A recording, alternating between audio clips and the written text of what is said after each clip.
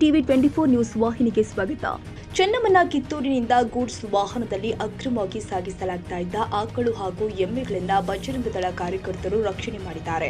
ಕಿತ್ತೂರಿನಿಂದ ಹುಬ್ಬಳ್ಳಿಗೆ ಗೂಡ್ಸ್ ವಾಹನದಲ್ಲಿ ಆಕಳು ಹಾಗೂ ಎಮ್ಮೆ ಸಾಗಿಸ್ತಾ ಇರುವ ಮಾಹಿತಿ ಪಡೆದ ಬಜರಂಗ ದಳ ಕಾರ್ಯಕರ್ತರು ಆ ಗೂಡ್ಸ್ ವಾಹನ ಹುಬ್ಬಳ್ಳಿ ಧಾರವಾಡ ಬೈಪಾಸ್ ರಸ್ತೆಯಲ್ಲಿ ಇರುವ ನರೇಂದ್ರ ಟೋಲ್ಗೇಟ್ ದಾಟಿ ಬಂದ ತಕ್ಷಣವೇ ಅದನ್ನ ಅಡ್ಡಗಟ್ಟಿ ನಿಲ್ಲಿಸಿದ್ದಾರೆ.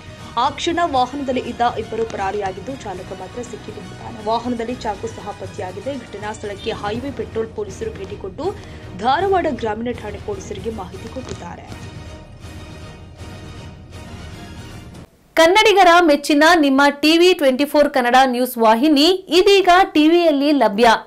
ಕರ್ನಾಟಕ ಮತ್ತು ದೇಶ ವಿದೇಶದ 360 ಡಿಗ್ರಿ ಸುದ್ದಿ ಹಾಗೂ ಉತ್ತರ ಕರ್ನಾಟಕ, ಬೆಳಗಾವಿ, ಬಾಗಲಕೋಟೆ, ಧಾರವಾಡ, ಹಾವೇರಿ, ಗದಗ, ಬಿಜಾಪುರ ಜಿಲ್ಲೆಯ ಕ್ಷಣ ಕ್ಷಣದ ವಿವರವನ್ನ ಪಡೆಯುವುದಕ್ಕೆ ಟಿವಿ 24 ಕನ್ನಡ ನ್ಯೂಸ್ ವಾಹಿನಿಯನ್ನ ಲೈಕ್ ಮಾಡಿ, ವಿಡಿಯೋಗಳನ್ನ ಶೇರ್ ಮಾಡಿ, ಕಮೆಂಟ್ ಮಾಡುವ ಮೂಲಕ ನಮ್ಮ ವಾಹಿನಿಗೆ ಸಹಕಾರ ನೀಡಿ ಮತ್ತು ಚಾನೆಲ್ ಅನ್ನ ಸಬ್ಸ್ಕ್ರೈಬ್ ಮಾಡಿ. Thank you.